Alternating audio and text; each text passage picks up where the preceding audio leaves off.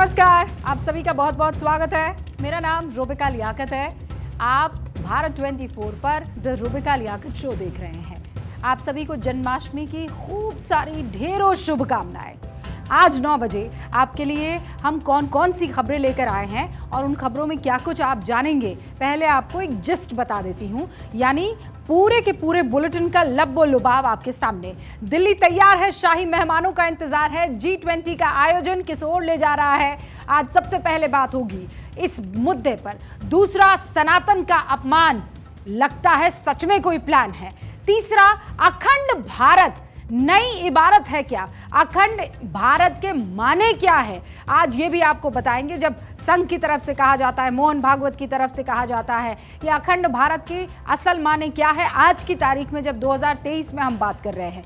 चौथा, पाकिस्तान का डर, तालिबान का कहर, यहां पर बंधक बना लिया गया है पाकिस्तान के फौजियों को, पाकिस्तान के सिक्योरिटी पर्सनल को तालिबानी आतंकियों द्वारा। और फिर बात होगी अतिथि देवो भवा। हम बहुत कहते हैं अतिथि देवो भवा, लेकिन इसकी उत्पत्ति कहां से हुई है और क्यों हिंदुस्तान के सनातन परंपरा में अतिथि को देवों की तरह माना गया है। स्पेशली आज इसकी बात करना इसीलिए ज़रूरी है क्योंकि G20 में भारत तमाम मेहमानों का बेसब्री से इंतजार कर रहा है।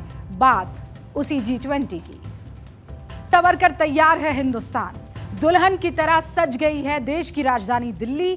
गलियां गुलजार है, सड़कें रोशनी में नहाई हुई है और ऐतिहासिक इमारतें नए भारत की झलक दिखा रही है।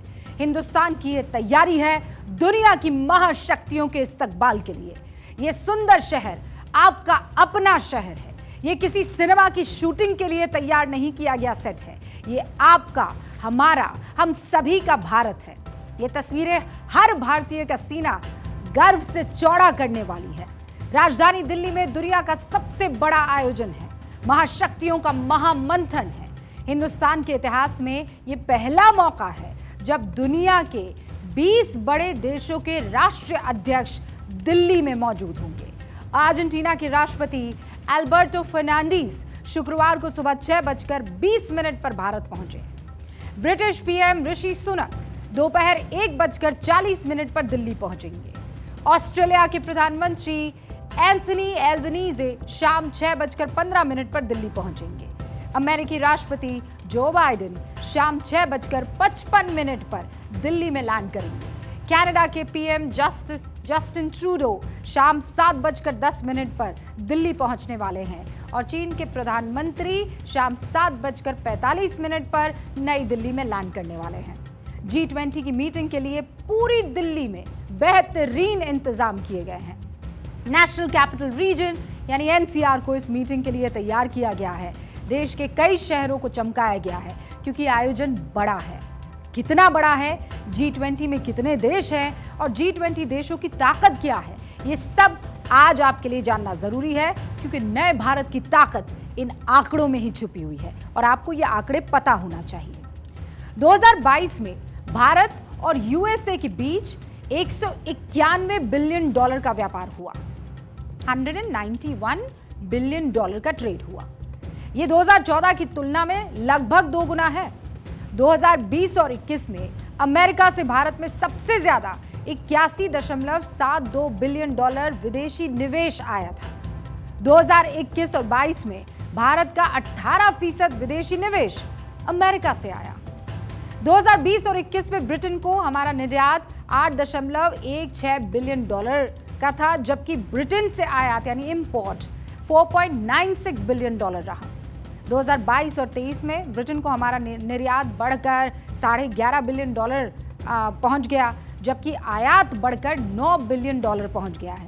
ये आंकड़े बहुत ध्यान से आप देखते रहिएगा। अब फ्रांस की बात कर लेते हैं। 2020 और 21 में फ्रांस को भारत ने $4.8 बिलियन का सामान एक्सपोर्ट किया और $4.3 बिलियन का सामान इंपोर्ट किया गया है। फिर आया 2021 और 22, 6.64 एक्सपोर्ट हुआ और $5.8 बिलियन जो है वो इंपोर्ट किया गया। फिर 2022 और 23 में आप देखिए फ्रांस को भारत का एक्सपोर्ट $7 बिलियन हो गया, इंपोर्ट $6 बिलियन पहुंच गया। फिर सऊदी अरब की बात कीजिए, 2022 और 23 में सऊदी अरब को भारत ने $11 बिलियन का सामान निर्यात किया, जबकि इस दौरान $22 बिलियन का सामान इंपोर्ट किया गया। 2019 और 20 में जापान को भारत ने $4.5 बिलियन का सामान एक्सपोर्ट किया। इसी दौरान भारत ने $12.5 बिलियन का सामान आयात भी किया जापान से। फिर 2021 और 22 के आंकड़े भी इस वक्त आप देख रहे हैं, एक्सपोर्ट $6.18 बिलियन का था और इंपोर्ट $14.25 बिलियन पहुंच गया। रूस की अगर बात करूं तो 2021 और 22 में $3.25 बिलियन का सामान हमने एक्सपोर्ट किया, $10 बिलियन का इंपोर्ट किया। 2025 तक दोनों देशों ने $30 बिलियन के बायलैटरल व्यापार का टारगेट इस वक्त रखा है। ये G20 के चंद देशों के साथ भारत के व्यापार के आंकड़े थे जो आपको बताना जरूरी था। आप इन आंकड़ों को ध्यान में रखिएगा। भारत को 2047 तक ग्लोबल लीडर बनना है और वो लीडर बनने का रास्ता व्यापार के जरिए ही जाता है। 2047 में हमने वो विकसित भारत का संकल्प लिया है। वो व्यापार और कारोबार बढ़ाकर ही हासिल किया जा सकता है। 47 में जब हमारे देश की आजादी के 100 साल होंगे और हम देश को विकसित भारत बनाना चाहते हैं, लेकिन भारत विकसित तभी होगा जब गांव विकसित होगा। और इसलिए हर गांव का संकल्प बनना चाहिए कि 2047 के पहले हमें अपना कार्य क्षेत्र गांव होगा, पंचायत होगी, नगर होगा, महानगर होगा, हमें उसे भी डेवलप बनाना है, समस्याओं से मुक्त करना है। और इसके लिए छोटे छोटे प्रयास ही बहुत बड़ी असर दिखा सकते हैं। हिंदुस्तान के लिए 8, 9 और 10 सितंबर ये 3 दिन कितने अहम हैं, आंकड़े में पहले बता चुकी हूं, लेकिन आंकड़े इस बात की तरफ इशारा कर रहे हैं कि दुनिया की सबसे बड़ी अर्थव्यवस्था जो कि इस ग्रुप के सदस्य तौर पर मौजूद है, वो हिंदुस्तान के लिए कितने मददगार साबित हो सकते हैं। या यूं कह दीजिए कि G20 की ताकत के बाहर कोई ताकत बाकी नहीं रह जाती है। G20 देश कौन कौन से हैं, कितने और देशों को अलग से बुलाया गया है, अब मैं आपको वो भी बता देती हूं। दुनिया की सबसे बड़ी अर्थव्यवस्था अमेरिका, दूसरी सबसे बड़ी अर्थव्यवस्था चीन, तीसरी सबसे बड़ी अर्थव्यवस्था जापान, चौथी सबसे बड़ी अर्थव्यवस्था जर्मनी, पांचवी सबसे बड़ी अर्थव्यवस्था आपका अपना भारत, छठी सबसे बड़ी अर्थव्यवस्था ब्रिटेन, और इनके अलावा फ्रांस और ऑस्ट्रेलिया G20 के सदस्य हैं। ये G20 और जो 20वां नंबर है, 19 तो बाकी सारी कंट्रीज हैं, यूरोपियन यूनियन है। कनाडा और सऊदी अरब के साथ ही दक्षिण कोरिया और ब्राजील G20 के सदस्य है, ये भी आपको पता होना चाहिए। दक्षिण अफ्रीका और तुर्की के साथ ही अर्जेंटीना, इंडोनेशिया भी G20 के सदस्य है। इनके अलावा यूरोपियन यूनियन, जिसका मैंने अभी मेंशन किया है, G20 का ये भी हिस्सा है। तो जो तैयारियां दिल्ली की सड़कों पर की गई, भारत मंडपम को जो खूबसूरत टच दिया गया, इन तैयारियों के लिए नई दिल्ली के कुछ इलाकों को 3 दिन के लिए रेस्ट्रिक्ट कर दिया गया है। और इसकी वजह भी दुनिया के इन तमाम ताकतवर देशों के नेताओं का दिल्ली में एक साथ होना है। इन देशों की आर्थिक ताकत कितनी बड़ी है, अब उसे देखिए। G20 देशों को मिला दिया जाए तो इन सारी ताकतों को दुनिया की 85% GDP के बराबर होती है। यानी दुनिया के 195 देशों में से 85% इन 20 देशों के पास है, जबकि 175 देशों का हिस्सा GDP में सिर्फ 15% रहता है। ग्लोबल ट्रेड यानी व्यापार में G20 देशों की साझेदारी 75% है। दुनिया की सबसे तेजी से बढ़ती हुई अर्थव्यवस्था है। भारत इस दशक में टॉप 3 अर्थव्यवस्था में शामिल हो जाएगा। और ये गारंटी जब मैं आपको देता हूं ना, बड़ी जिम्मेवारी के साथ मेरे देशवासी, मेरे परिवारजनों को ये मोदी गारंटी देता है। दिल्ली में G20 की बैठक सिर्फ एक बैठक भर नहीं है, ना ये दुनिया के पर्यावरण और रूस यूक्रेन युद्ध पर बात करने का मंच है। होगी वो बातें, लेकिन भारत के लिए इस मीटिंग के माने और बड़े हैं। हमारे देश को आजादी मिले 76 साल हो चुके हैं, लेकिन सुपर पावर्स का इससे बड़ा जमावड़ा भारत में आज तक नहीं हुआ है। भारत की बढ़ती ताकत का अंदाजा आप इस बात से लगाइए कि अमेरिका के राष्ट्रपति जो बाइडेन दिल्ली में कदम रखते ही सबसे पहले पीएम मोदी से मुलाकात करेंगे। अमेरिकी राष्ट्रपति को रिसीव करने की जिम्मेदारी जनरल वीके सिंह को मिली है। हालांकि पूर्व अमेरिकी राष्ट्रपति ओबामा और ट्रंप को रिसीव करने पीएम मोदी प्रोटोकॉल तोड़कर खुद गए थे। प्रधानमंत्री नरेंद्र मोदी और अमेरिकी राष्ट्रपति बाइडेन के बीच 8 सितंबर को बायलैटरल टॉक होने वाली है, द्विपक्षीय वार्ता। दोनों देशों के बीच व्यापार बढ़ाने पर बातचीत होगी। दोनों नेता इंडो पैसिफिक रीजन में साझेदारी बढ़ाने पर बात करेंगे। और इसके अलावा जो सबसे महत्वपूर्ण बात होगी वो दोनों मुल्कों के बीच डिफेंस को उनके जो ऑपरेशन है वो बढ़ाने पर होगी। अमेरिका भारत का दूसरा सबसे बड़ा डिफेंस पार्टनर है और यूएस की हिस्सेदारी भारत डिफेंस इंपोर्ट में 14% है। दोनों के बीच $21 बिलियन का डिफेंस का ट्रेड हो रहा है। पीएम मोदी के यूएस दौरे पर दोनों देशों के बीच $3 बिलियन के 31 रीपर ड्रोन की डील हुई थी। पीएम मोदी और बाइडेन की मुलाकात पर पूरी दुनिया की नजरें टिकी है, खासतौर पर चीन और रूस की। इस मुलाकात को खूब टकटकी लगाकर देखा जाएगा। यूक्रेन युद्ध के बाद से ही चीन और रूस के बीच करीबी और गहरी हो गई और अब भारत चाहता है कि वो डिफेंस डील में सिर्फ रूस पर निर्भर ना रहे। मोदी और बाइडेन की ये बायलैटरल टॉक्स रक्षा सौदे को बढ़ाने पर जोर देने के लिए भी होने वाली है। इंडो पैसिफिक में चीन को घेरने की स्ट्रैटेजी भी G20 की मीटिंग से आगे बढ़ेगी। भारत की कोशिश होगी कि अगले गणतंत्र दिवस पर क्वाड देशों यानी अमेरिकी राष्ट्रपति जो बाइडेन को आमंत्रित किया जाए, जापान के पीएम फूमियो किशिदा को, ऑस्ट्रेलिया के पीएम एंथनी एल्बनीजे को इनवाइट किया जाए। भारत आसियान सेंट्रलिटी और इंडो पैसिफिक पर आसियान के आउटलुक का पूर्ण समर्थन करता है। भारत के इंडो पैसिफिक इनिशिएटिव में भी आसियान क्षेत्र का प्रमुख स्थान है। 21वीं सदी एशिया की सदी है, हम सबकी सदी है। इसके लिए आवश्यक है कि हम एक rules based post Covid world order का निर्माण और मानव कल्याण के लिए सबका प्रयास, फ्री और ओपन इंडो पैसिफिक की प्रगति में और ग्लोबल साउथ की आवाज को बुलंद करने में हम सबके साझे हित है। तो भारत क्या चाहता है ये अमेरिका अच्छे से समझ रहा है और इसीलिए जो बाइडेन के भारत दौरे से पहले ही अमेरिका ने चीन को सीधा संदेश दे दिया है। उसने साफ कर दिया है कि चीन अगर G20 में अहम रोल निभाने को तैयार नहीं तो भी G20 की अहमियत कम नहीं होगी।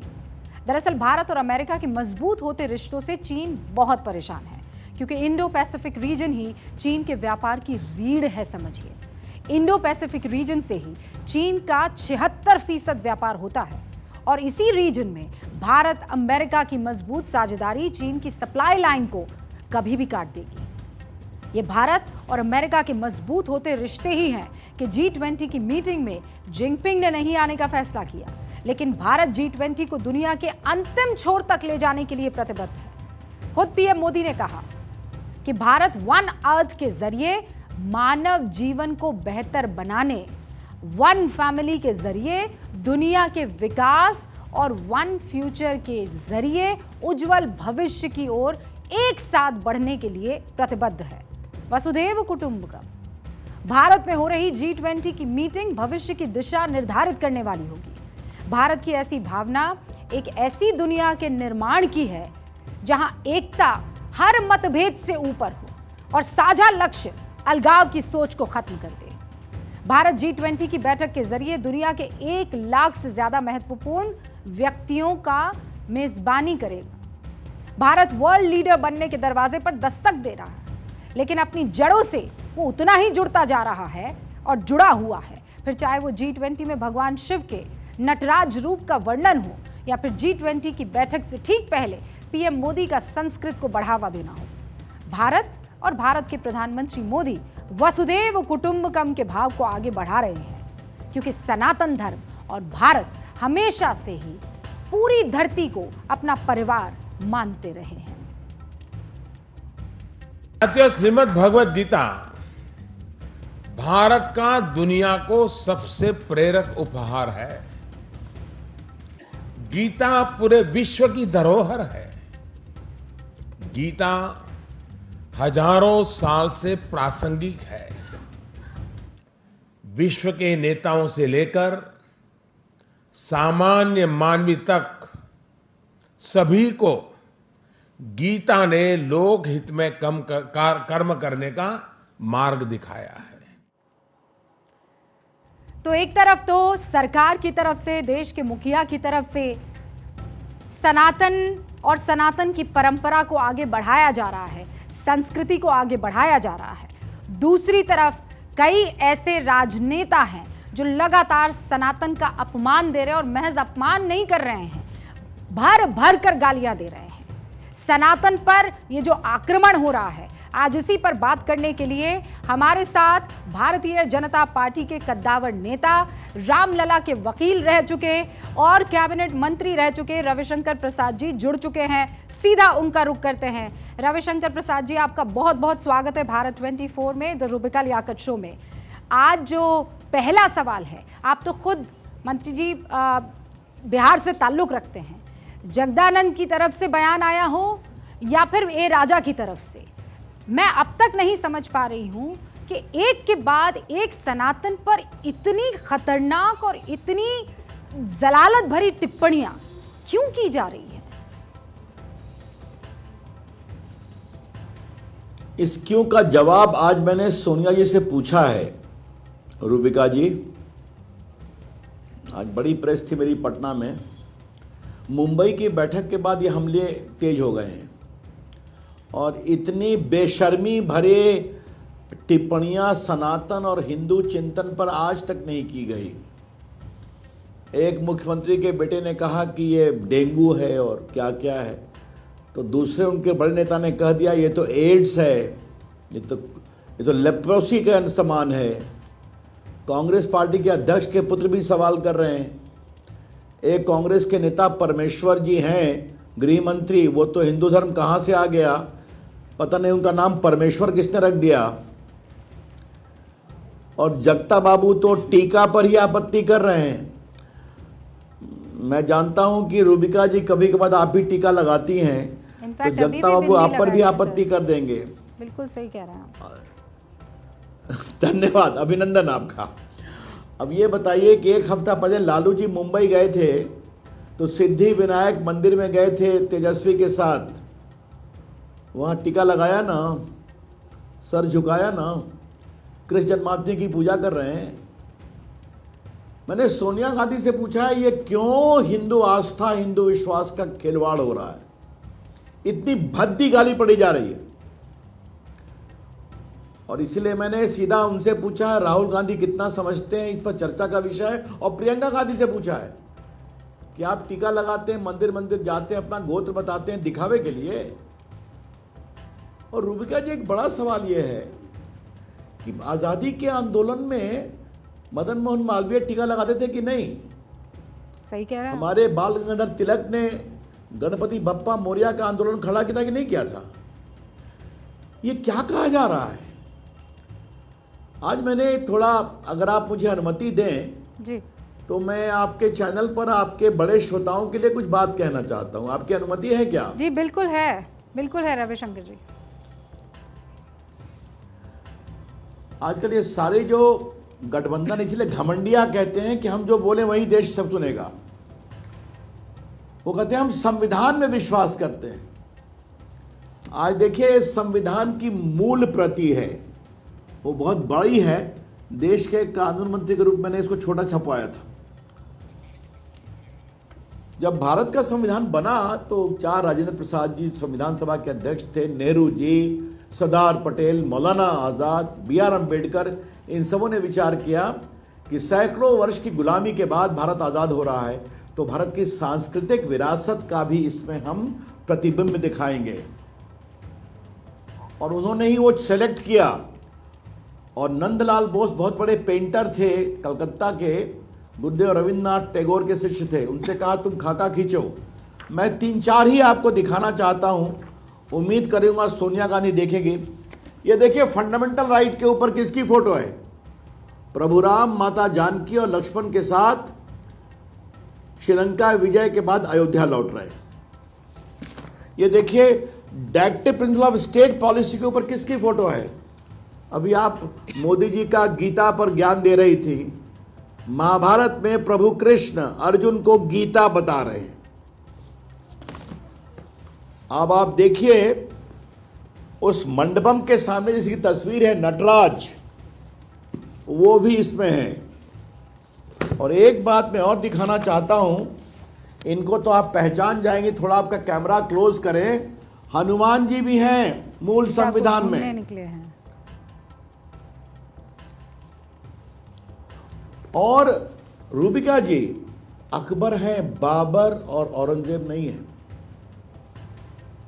और ये भी मैं दिखा दूं कि ये सारी सूची उन नेताओं ने बनाई थी जो संविधान का पार्ट है, क्या क्या तस्वीर होगी। और आपके माध्यम से थोड़ा सोनिया जी से आग्रह करना चाहता हूं कि जरा वो देख लें। ये सारा संविधान सभा के लोगों ने दस्तखत किया। देखिए ये राजेंद्र प्रसाद का हस्ताक्षर है, वो संविधान सभा के अध्यक्ष थे। उसके नीचे देखिए जवाहरलाल नेहरू का हस्ताक्षर है। और बस मैं 2-3 और दिखाऊंगा। ये देखिए ये मौलाना आज़ाद का हस्ताक्षर है जो उन्होंने उर्दू में किया। ये देखिए ये वल्लभ भाई पटेल का हस्ताक्षर है। और ये BR अम्बेडकर का हस्ताक्षर है। बाकी सब संविधान सभा के मेंबर्स का दस्तखत है। सोनिया गांधी जी, आज जो सनातन का अपमान हो रहा है, तो संविधान सभा बनाने वाले ने तो कभी इसको रोका नहीं, गर्व से स्वीकार किया और संविधान में जगह दी। लोग जो कहते हैं कि हम संविधान का मान करते हैं और जिसको मोदी जी तोड़ रहे हैं, तो संविधान देखा है, मौलिक संविधान। और उसी में एक और सवाल उठता है रूबिका जी, अगर आज ये संविधान बनता और इन चित्रों को रखने की बात होती तो कितनी हाय तौबा मच जाती देश में कि भारत हिंदू राष्ट्र बन रहा है। यही भारत है जिसे हम कहते हैं सनातन धर्म, जिसे हम कहते हैं हिंदू आस्था। और एक बात मैं और कह दूं, आज वो दक्षिण से जी बताएं। रविशंकर जी, आपने जब प्रेस कॉन्फ्रेंस की थी, बाकायदा आपने ये सारे सवाल पूछे थे। शुक्रिया कि एक बार फिर संविधान के उस किताब को आपने दर्शकों को बताया है। लेकिन अब बड़ा सवाल ये है, एक तरफ G20 हो रहा है, हम तो कह रहे हैं कि तीसरी बड़ी अर्थव्यवस्था हिंदुस्तान कैसे बनेगा, भारत कैसे आगे बढ़ेगा, प्रगति की चर्चा हो रही है। आप लोगों पर अक्सर विपक्ष की तरफ से आरोप लगते हैं कि भाई ये कम्युनल हैं, हिंदू मुसलमान करते हैं। और इस बार एक के बाद एक नेता सनातन का इस तरीके से अपमान कर रहे हैं। कोई स्ट्रैटेजी लग रही है क्या आपको इसके पीछे? कोई रणनीति है?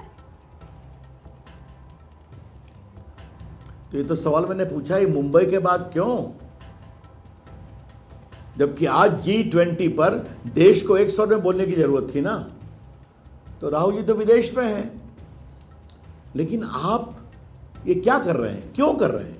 तो ठीक है, अगर उन्होंने करना निर्णय कर लिया है तो हम गांव-गांव जाएंगे, देश को बताएंगे कि ये सनातन का अपमान करते हैं। सिद्धारमैया जी तो कह रहे हैं रविशंकर जी, देखिए कि PM भड़का रहे हैं, मंत्रियों को आदेश दे रहे हैं कि सनातन पर जिन लोगों ने टिप्पणी की है, जाओ उनको जवाब देकर आओ। सिद्धारमैया कह रहे हैं आप लोग PM भड़काऊ भाषण दे रहे हैं। ये क्या भड़काऊ है? आप सनातन के खिलाफ अनाप शनाप बकेंगे, उसे कोड बताएंगे, HIV एड्स बताएंगे, डेंगू बताएंगे, तो हम जवाब भी नहीं दें तो अच्छा है सिद्धारमैया जवाब दे दे, परमेश्वर को समझा दे। परम ईश्वर के नाम के गृह मंत्री हिंदू धर्म का पूछ रहे हैं। देखिए, आज थोड़ा मैं आपको बड़ी बात कहना चाहता हूँ। ये विषय देश के सामने जाना चाहिए रूबिका जी, और आपके चैनल पर इसको बोलने की मेरी इच्छा हो रही है। ये जो हिंदुस्तान की बगिया है ना, इसमें किस्म किस्म के फूल हैं, और हजारों साल में जो भारत की संस्कृति में एक जुड़ाव रहा है। आप रसखान को देखिए, आप रहीम को देखिए, आप कबीर को देखिए, आप मलिक मोहम्मद जायसी को देखिए, आप अमीर खुसरो को देखिए, उन्होंने कैसे कैसे कृष्ण के दोहे लिखे ब्रज भाषा में, और बाकी तो लिखे ही लिखे। ये जो पूरी समझदारी थी, और देखिए, आप किसी समुदाय के हों, किसी वर्ग के हों, सबरी तो एक भीलनी थी, राजकुमारी थी, उसके जूठे मेरे को राम ने खाया, आज उसका भी मंदिर बन रहा है प्रभु राम के परिसर में। निषाद राजा तो केवट थे ना, लेकिन प्रभु राम ने उनको वादा किया था कि लंका से लौटूंगा, एक दिन तुम्हारे यहाँ रहूंगा, उनका भी मंदिर बन रहा है। वाल्मीकि कौन थे रूबिका जी? और ये वेद व्यास की माँ कौन थी, जिन्होंने पूरे वेद की रचना की? ये संत रविदास कौन थे? जूता के काम करते थे, लेकिन आध्यात्म से ईश्वरत्व की प्राप्ति कर गए। यही भारत है, यही भारत का संस्कार है। तुम अपनी साधना और तप के बल पर ईश्वरत्व प्राप्त कर सकते हो। उसी में वसुधैव कुटुंबकम भी है, उसी में सर्वे भवन्तु सुखिनः भी है।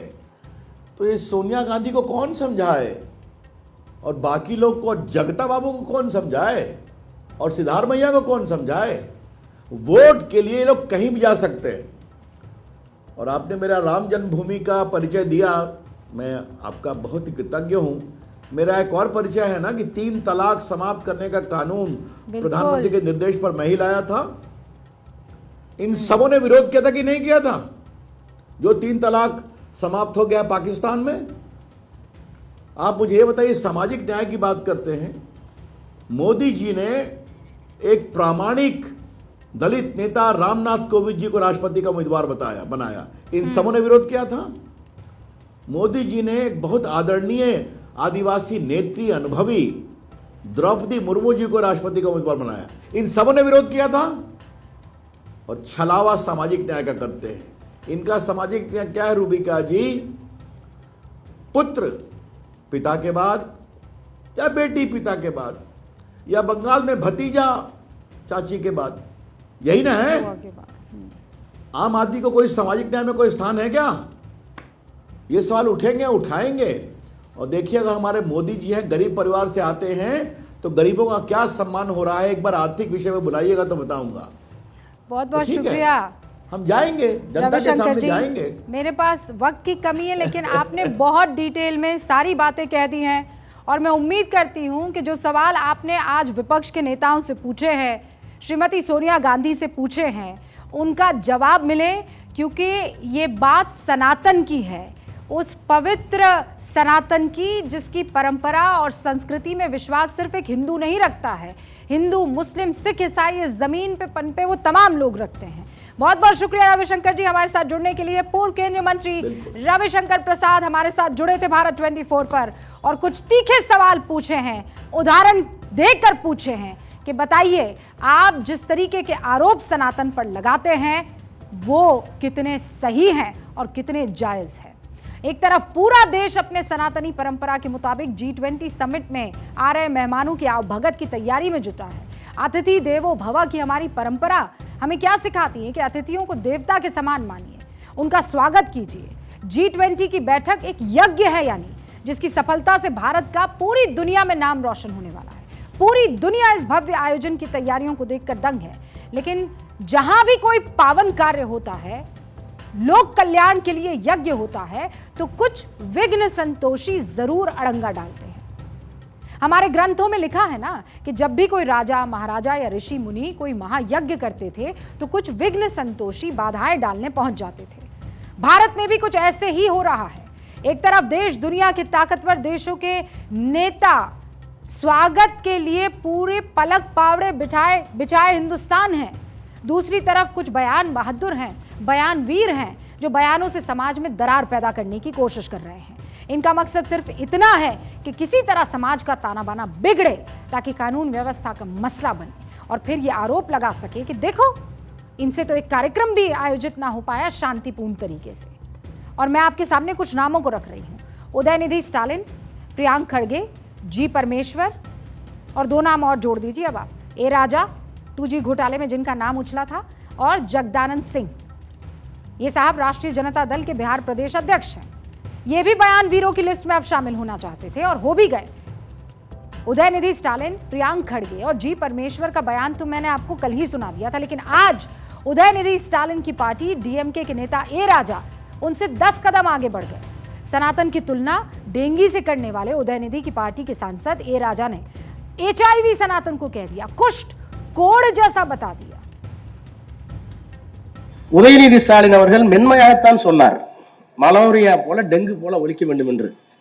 மலேரியாவுக்கும் டெங்குக்கும் சோசியல் ஸ்டிக்மா இல்லை, அதை ஒரு அருவருப்பா சமூகம் பார்க்காது. அருவருவாக பார்க்குற ஒரு சனாதனத்தை சொல்லணும்னா முறைப்படி ஒரு காலத்தில் தொழுநோய் இருந்தது, இப்போ HIV இருந்தது. எங்களை பொறுத்தவரை HIV தொழுநோயை போல HIV போல சமூக அவலம் நிறைந்த ஒரு நோயாகத்தான் நம்ம பார்க்கணும். ஒன்று. இன்னொன்னு சனாதர்மத்தை கடைபிடிங்கன்னு பிரதமர் சொல்றாரு. और शर्म इनको आती नहीं। सनातन का अपमान करने वाले ऐसे बयानों का अभी क्या मकसद है बताइए। कहते हैं कि सियासत में टाइमिंग बहुत महत्वपूर्ण होती है। तमिलनाडु में अभी चुनाव तो होने नहीं है और अगर ये बयान लोकसभा को ध्यान में रखकर दिए जा रहे हैं तो उसका जितना फायदा डीएमके को होगा उससे ज्यादा नुकसान देश के अन्य हिस्से में विपक्ष के INDIA अलायंस को हो जाएगा। इस नुकसान से बचने के लिए कांग्रेस सहित इंडिया ब्लॉक की कई पार्टियां खुद को ए राजा के बयान से अलग रख चुकी है। खुद देख लीजिए आप। इस तरह की टिप्पणियों के हम साथ नहीं हैं। भारतीय राष्ट्रीय कांग्रेस हर धर्म को, हर सोच को साथ लेकर चलने की इतिहास रखती है और समझती है कि यह देश एक सतरंगी देश है, सबका जहां एक स्थान है। किसी को कम दिखाना, किसी को ज्यादा दिखाना न ये संविधान इसकी अनुमति देता है, न भारतीय राष्ट्रीय कांग्रेस की ऐसी कोई परंपरा है। इसलिए हम इस तरह की टिप्पणियों के साथ बिल्कुल सहमत नहीं हैं। अब सोचना यह है कि डीएमके के नेताओं के बयान सिर्फ तमिलनाडु सेंट्रिक हैं या फिर निशाना G20 की बैठक है, क्योंकि अगर बयान G20 के बाद आता तो इसके माने दूसरे होते। लेकिन इन बयानों की टाइमिंग तो एकदम G20 से टकरा रही है। तभी तो तमिलनाडु छोड़िए, बिहार के नेताओं को भी सनातन में ताजा खोट नजर आने लगी है। अब टीका लगा के घूमने वाले ने भारत को गुलाम बनवाया था, और फिर कैसे भारत गुलाम हो जाए रास्ते पर ले जाने का प्रयास कर रहा है निर्माण संघाई को। मंच पर बैठे वाले हमारी महिलाओं, हम सवाल की प्रतिष्ठा क्यों कर रहे हैं?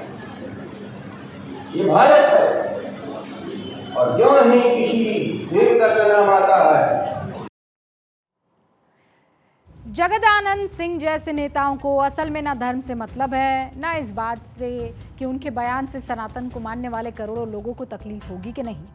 ऐसे नेता बस कैमरा देखते ही हर मुद्दे पर ज्ञान देने लगते हैं। बहुत बुजुर्ग नेता हैं, हमसे उम्र में बड़े हैं, लेकिन जो हरकत इन्होंने की है वो इन दोनों ही पैमानों पर फिट नहीं बैठती है।